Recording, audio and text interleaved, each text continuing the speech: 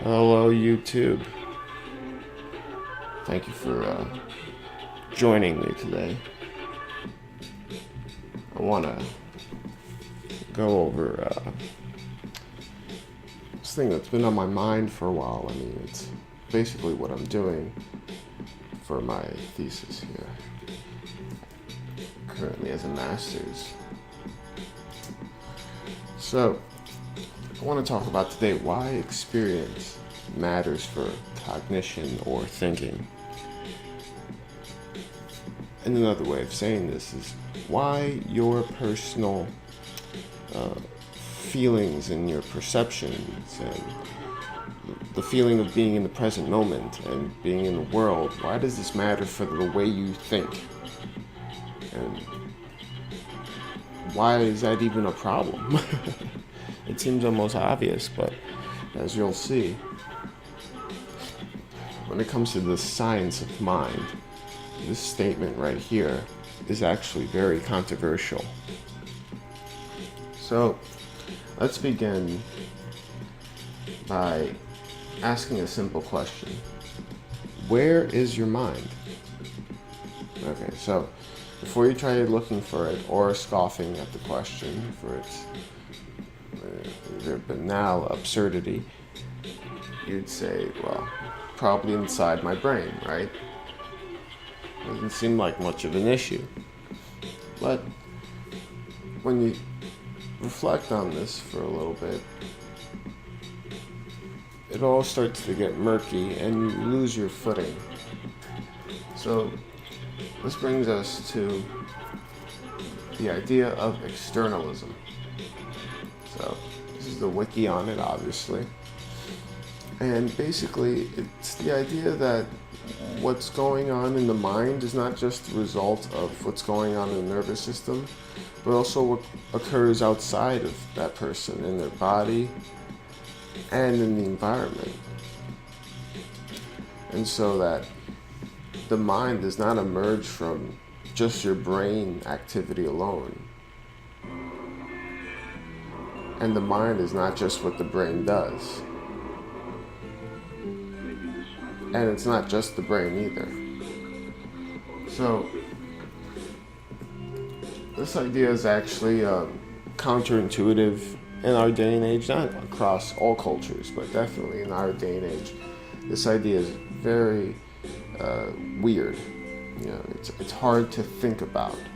But what hopefully I want to show everyone watching is that there is a growing movement in empirical psychology and experimental psychology and cognitive science showing that this idea is actually a better way to think about the mind than our old idea that the mind is just confined inside the brain and, as you'll see, has nothing to do with the body. So, according to philosopher Andy Clark, minds are composed of tools for thinking. I'm sorry, that's not Andy, that's the net. Sorry about that. But according to Andy Clark, though, cognition leaks out into the body and the world. The mind is no longer inside the skull. So he uses the example of tools that we may use, like a notepad or Google, where we can kind of outsource some of our memories and perceptions and whatnot in a way to come back to them later and use that as a way of extending your mind's capacity. You know more when you can carry some notes with you than without, right? So he says, like, cognition is leaking outside into the body and into the world.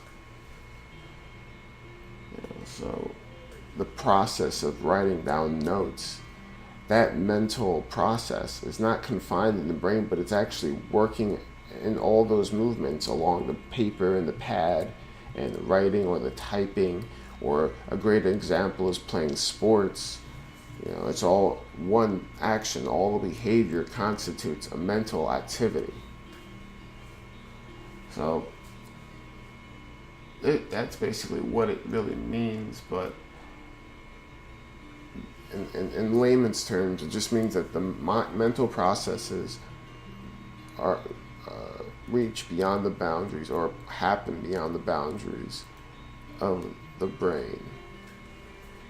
So a related idea to all this is something called enactivism. So what's the philosophy or the bigger picture behind this idea? So as you can see here, enactivism is that explains that mental processes happen as a result of a very tight coupling between the environment, the body, and the brain.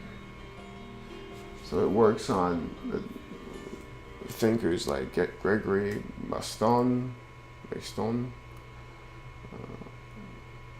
anthropologist, social scientist, visual anthropologist, semioticist,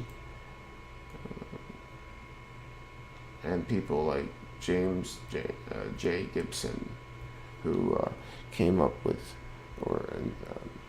was the first formulator of ecological psychology, which again talks about how our mental processes are in alignment with our surroundings and they're all structured together.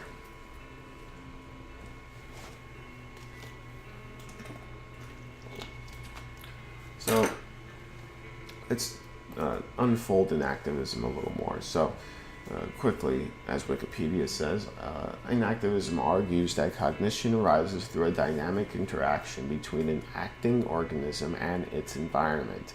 It claims that our environment is one which we selectively create through our capacities to interact with the world. Quote, organisms do not passively receive information from their environment, which they then translate into internal representations, or like a mental screen in the mind that you pick up. Rather, natural cognitive systems participate in the generation of meaning, engaging in transformational and not merely informational interactions. They enact a world. So this is an idea that's peripheral to cognitive science, but yet it is growing in its attention, especially through its empirical wing, which we'll go over later. So the idea is that things like our perception, our sensory motor capacities, actually have a very large role in how we create higher order mental functions. So the initial emphasis of enactivism upon sensory motor skills has been criticized as cognitively marginal, but it has been extended to apply to higher level cognitive activities such as social interactions. So knowledge is constructed in this view by an agent through its sensory motor interactions with the environment, co-constructed between living systems through their meaningful interaction with each other. In its most abstract form, knowledge is co-constructed between a human and a human using language. Science in particular is a form of mental construction, knowledge construction, that allows us to perceive and predict events beyond our immediate cognitive grasp, and also to construct further, even more powerful scientific knowledge. So, in a basic nutshell, they're saying what creates meaning and our perceptions and the world is not us us just passively taking in the outside environment, nor is it us creating a dream, like an idealism. We create the world on our own. No. Instead, what happens is when a human body with a brain interfaces with an environment, they almost like a kind of chemical reaction, they bond. And the bonding interface is the consciousness that we all experience, our experience. And that bond cannot be reduced to either the body and brain, nor can it be reduced to the matter and the environment around it. This is because what is the mind and what is the processes that we call mental is the actual glue, or the actual in-between of that coupling. It only exists there. It doesn't exist anywhere out of there. So you can see that this is a non-reductionistic form of science and mental view. It does not say that the mind can be reduced to matter or the brain or the body. Instead, it's saying that when the body and mind and world interface, in between all that, the mental events arise and are situated. A good saying in activism is participatory sense making, where this means that we as our senses, what we perceive, is not just passively taken in, like I said before, but we have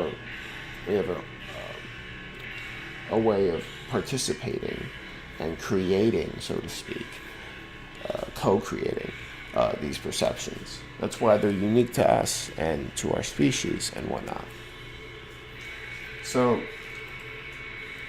knowing that, someone may say, hey, well, this is all philosophy and all, but what about empiricism? What about actual science? What about, looking for evidence of this?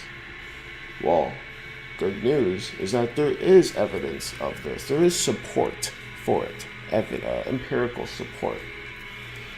So,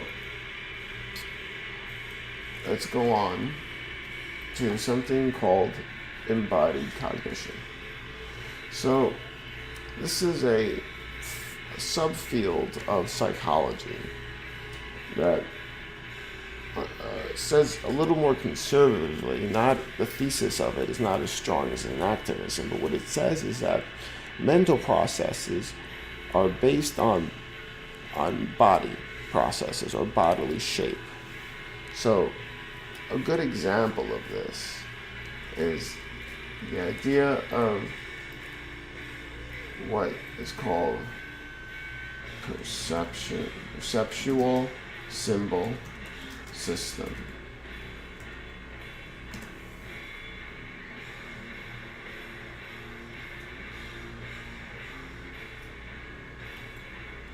And this is basically has the idea that, and it's a good picture for everybody, that our perceptual states are done in this manner. Before I start this, to best explain embodied cognition, we would need to understand what is the opposing view, because this view is a reaction to this opposing view, which is sometimes called traditional cognitive science or cognitivism. So, to give you an idea of what makes them different, we can say that traditional cognitive science says that mental processes are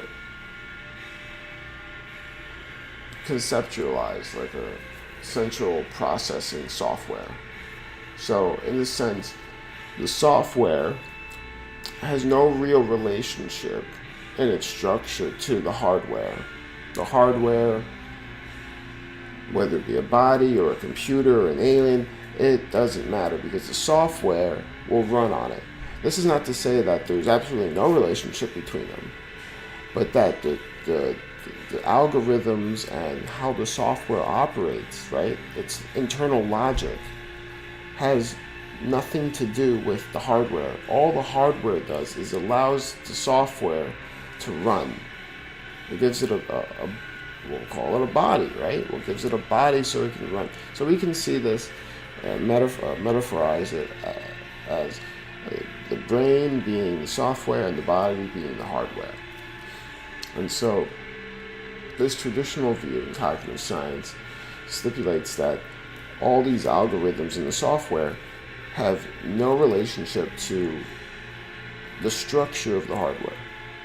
And that if you want to understand the software, that to look at the hardware is almost it's basically negligible.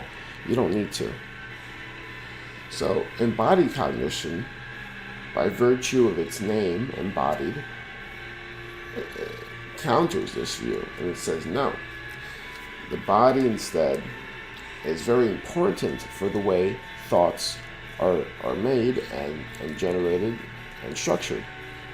That the fact that we have hands with fingers that can grasp things and hold it up in front of our faces, or the fact that we stand on two legs, or the fact that we live in a social environment where we're constantly interacting with people, all these factors that traditional cognitive science would say are peripheral or marginal to the way thoughts are structured and work, that instead these so-called peripheral factors are central, very central. So an alternative name for embodied cognition is grounded cognition, who comes from this man right here, Larry Barcelo. And so, as you can see, grounded cognition. He prefers the word grounding, which is a little more conservative than embodied, but it's basically the same idea, that what the thoughts are and how we derive concepts. For example, what she's focusing on is basically just concepts, mental concepts, that these concepts are grounded in perception, in the body, in movement. The fact that we can move and walk in certain ways, this all influences how we're able to form concepts. So this is one narrow slice of embodied cognition that works around my thesis and my interests at the moment. So I will focus on it because I can actually know something about this. Right, so here we have two diagrams, figures. One is showing the embodied cognition view, and the other showing the traditional view, which here is called amodal. Modal meaning body or world, so amodal meaning not body, right? So this is the traditional view. So on the left here, the left circle shows a perceptual state. So this is us, basically, this is supposed to represent us looking at a chair. So you can see that neuroactivation, this is a conscious experience, right? So what the traditional view says, that this image here gets transduced into a certain kind of mental ease, like a certain mental language, like Chinese, Japanese, mental ease. And it is an arbitrary symbol. So you can see here a kind of predicate logic, where each word is supposed to symbolize an idea. And the point is not that these words exist in the brain somewhere, but that the perceptual states that we have of the chair get transduced into a kind of symbol. This symbol is not of any language that we speak, but it has its own language. That's why it's called like a mental language, mentalese. So in this sense, when we go and think about it through memory or bring it up in language or think about it in general, we refer to these arbitrary symbols. Now, this is going to get, so this, we could say, these are like schematas or predicate calculus sentences, right? So that arbitrary symbol then becomes a reference for the real world. Now, this kind of ties into like some stuff like Alan Watts and the idea of mistaking the menu for food and Zen, but I'm not going to get into that. But maybe in another video, I'll explain how embodied cognition and the like relates to Zen and Buddhism, especially Buddhism. So the other view, the embodied cognitive view, says instead, when we have that perceptual state, right? See the left part of the diagram is still the same as the bottom, right? It's basically the same thing. But what goes on different is what's happening here on the right. So instead of having it being transduced into some kind of arbitrary symbol, it becomes extracted these perceptual states become distilled. And what we find is we have a modal analog symbol. What does that mean? That actually means that this chair here, when we think of the chair, instead of it being part of a mental language or some kind of like arbitrary symbol, instead we're using the same parts of the brain that we use to perceive to actually recreate the chair when we think about it, or when we use it in language, or when we remember it. So that it's not an arbitrary symbol. When you actually think of the chair, you're pulling up parts of its perceptual states that you have remembered. So you see, the concept does not come from some kind of, the concept does not come from some kind of internal logic, but instead it's highly related to the perceptual system. So again, we can analogize this to the software, that here in the traditional view, the software is not related to the hardware, that it becomes, gets transduced into another language, so to speak. But here instead, we see that language actually stays the same, and we're just simplifying it, right? So the reference to the chair, instead of it becoming some kind of arbitrary mental symbol, it becomes actual perceptual experiences of the chair averaged over time, right? So if you only saw one chair, when you were to think of the chair, you will only see that one chair. But if you've seen thousands of chairs throughout your life, when you go to think about it, all those chairs become averaged and kind of homogenized in a way to create a certain kind of prototype. And that is the difference. That's actually very important here. So as we can see, that the experiences you have actually are very important for the way you create mental concepts. They're really important for the way you have thoughts and experiences. Thoughts and language.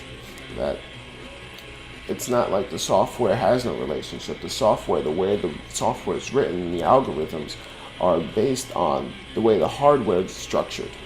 And you can't separate the two. So, coming from there, we can see that there's a lot of empirical support for this. As you can see, this is a paper published in one of the most prestigious psychology journals, and it's just basically a review of much of this evidence. So one example of this kind of evidence is that we have a person see a word, right, like hat, and then later they have to identify an X or an O on top of a screen, right, or on the bottom of a screen. And what they find is that if the word implies upward space, they take longer to see the X on top of the screen than on the bottom. So what this means is that because the person, in thinking about the word hat, for instance, has a visualization, and they have to pull up they have to use the perceptual part of their brain to actually think about the word and create meaning from it, that makes the perceptual part become occupied. So when it's time to see the X on top of the screen, it takes longer to see it because it's being interfered. You're actually using up the perceptual system in your brain and the motor system in your brain in order to think about the meaning of the concept of of hat. And then when you actually have to see something on top of a screen, you take longer to see it because it's as if your mental image and your mental concept of it is obscuring your actual perceptions. So you see, these are the same. That's just one small sliver of evidence for it. There's a whole gamut of it, but for brevity's sake, I'm not going to go over it. Perhaps in the future, I'll go over some very interesting key studies. So going from what's the empirical support, let's think of a better way to understand this idea, because so far it seems very radical and maybe hard to get around. So one good question to think about is, well, if your mind leaks out into the world and your mind's very dependent on the world and the body. How can we tell apart what are mental events and what are physical events, right? There must be some kind of difference, or does it all leak everywhere? Does it leak some places? So a good way of thinking about this that's actually empirically supported is this idea of pink noise, or the 1F scaling. Now, pink noise is much like white noise. So for people who are not aware of this, just like there's something called white noise, there are many variations of other colored noises: pink, red, brown, gray, blue, what have you. So what's interesting about pink noise is that where white noise is basically flat, pink noise has a certain kind of ratio, and it has a certain slope. And that slope is considered 1 over F, where the frequency is greater than 0 but less than 2. Right? So what's going on here is that this frequency is observed in many different kind of natural phenomenon, and physical phenomenon. So for instance, things as the verse says, tidal waves, the rhythms of hearts, the way flowers grow, the behavior of groups of birds, even financial markets like stock markets. All these things can be shown to have this kind of scaling if you plot their data over time, right? So as you can see here on the right, if let's say this were to be any phenomenon like stock trades, if you were to plot it in this way over time and by frequency, you would find this kind of slope which indicates the scale. So there's been many empirical studies showing how cognitive systems are based on this 1F scaling thinking system. So for instance, they had a study where they looked at people's interaction with a mouse and how they clicked on it and whatnot. And what they find is that when the person interacts with the mouse, the interface of the mouse and the hand, that these movements create a 1F scale, but that random movements don't. So if you tell the person to do something randomly or just have a random machine move the mouse, you don't get this 1F scale. But if you have intelligent behavior, right, such as a perceptual, like a person playing a game where there's a certain pattern, you'll have a 1F scale. Now, this is really interesting. So I just want to give you a quick quote to understand what this means here. So before I read it quickly, interaction dominant versus component dominant mental systems basically mean that they're broken up in the way they're organized. Component dominant means that the mind is broken up into small compartments, and that these compartments are isolated, but they interact with other compartments. But each one is like self-contained, kind of like an atom or something. Interaction dominant, on the other hand, means that instead of all these atoms or these components being singular, they're actually bleeding into each other, and they really can't be told apart too well. You can maybe tell them apart in some instances, but not others. So this kind of 1F scaling shows a interaction dominant because everything's interacting with each other. So a good a quote that exemplifies this idea from Michael Spivey out of University of California, Merced, is article Emergence from Intentionality, where he talks about how our intentions come from an emergent process, not just our brains or our past, but something all coming together and coming new out of it. We'll go over emergentism in a little bit. So he says, talk about 1F scaling, a system that adheres to interaction dominant dynamics whereby the outputs of its subsystems are combined non-linearly, such as with autocatalytic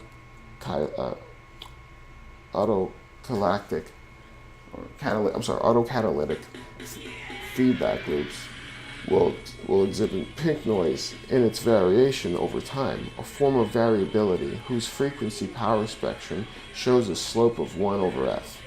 Such a system, whose most prominent behavior arises from nonlinear interactions among its subsystems, not from the output of any individual subsystem, is not amendable to traditional piecewise reductionistic analysis. Van Orden Holland then described time series data from a human cognitive performance that exhibits exactly this pink noise, suggesting that human cognitive performance is a self-organized process with interaction-dominant dynamics. So in plain English, what Michael Spivey is saying here is that 1F scales show a certain kind of variation over time that's non-linear, and that because our behaviors show this nonlinear 1F scale, it must mean that the mental systems are nonlinear and interaction dominant. This is again against the traditional view that sees each mental part as a component that's isolated and is working in a linear fashion of input, output, input, output, input, output in a certain line, in a certain way. But so these subsystems work very linearly, but in this embodied view, the interaction dominant view, these components are not acting linearly, but are acting non-linear, just not randomly either, but in a way that you can't trace very simply. If any of you know about dynamic systems and dynamic mathematics, this idea should come very clearly to you. So, in closing, one may ask a more broad question because of this. If the mind is much more than just the brain and it goes out into the world, and what is all this stuff made of? Is it mind or is it matter? So for sake of honesty, I used to adopt the view of neutral monism as a way of basically fixing this idea and just putting myself down. And in a nutshell, neutral monism just says that, like you have dualism monism, here's the neutral monism is basically a third substance that mind and matter are made of, but are not confined to. So instead of it being all just mind or all just matter, right? Or instead of them having to be two separate things like in dualism, they're both the same thing, but they come from a substance that's neutral, that's neither or. But some further study realized that you cannot have emergent phenomenon with neutral, a neutral base. So the world cannot just be made of just this neutral stuff that sometimes is matter and sometimes is mind. Instead, we have to take a different view, and that's emergentism. Emergentism is a view that says that you have one kind of stuff, blatantly, just you have one kind of stuff, and if that stuff arranges itself in a certain way, you can have a new kind of stuff that comes out of it that is not reducible. So the simplest explanation of this, or example, is water. Water is made up of H2O. You have two hydrogen molecules and one oxygen. So the idea is that wetness is an emergent phenomenon of hydrogen and oxygen coming together. Because if you look at hydrogen by itself, there's no wetness to it. If you look at oxygen by itself, there's no wetness to it. But when you bring them together, they create something that is capable of being wet. But you cannot find the pieces or the things that make up the wetness in either or individually. It's only when they come together they create this wetness. So this reminds us again of inactivism, the idea of the coupling between the mind and the brain and the body all coming together to create these experiences. And so when we think of what is all this made of, basically it could all just be physical processes, but then when they get to a certain level of complexity, such as in a brain-body world, we get an emergent phenomenon, a thing that just springs out of the novelty and becomes mind and mental processes. So that's basically it in a nutshell. And this basically shows us why experience matters for cognition, and that experience is an emergent phenomenon. It cannot be reduced to your neural cells. Someone says, you are just the brain. You're not just the brain. Your experience is not just neural firing and synapses going off. No, your experience is an emergent phenomenon, something altogether new that came together when all these other non-new things like a body, brain, world all just came together in a certain kind of pattern. And that pattern is so new that it creates something new in the universe, a completely new substance, a completely new energy, consciousness, mental processes, awareness, experience. So, I hope you found my talk here to be at least somewhat informative. I just wanted, just to show how this matters. And like I said, the reason why I bring this up, even though it seems very intuitive, that yeah, of course your experience matters for how the way your mind works, but traditional cognitive science doesn't see it this way. But because of endeavors like embodied cognition, we are finding that this tide is turning, and people are starting to realize that the brain, that the body and the world are starting to play a much more, or have been playing a much bigger role in the way we think than previously believed. There's lots of empirical evidence, as you can see here, for embodied cognition. I am studying specifically with language, even more specifically with abstract language and how that's embodied in the perceptual system and the motor system. So, I hope you enjoyed this talk and found it informative. Again, thank you very much. If you have any questions or comments, or you want to tell me anything at all, any criticisms or anything, please let me know. Comment below. If you like it, like it. If you don't, go fuck yourself. I'm just kidding. If you don't like it, you already know what to do. But like I said, thank you for watching. I really appreciate it. And have a good one.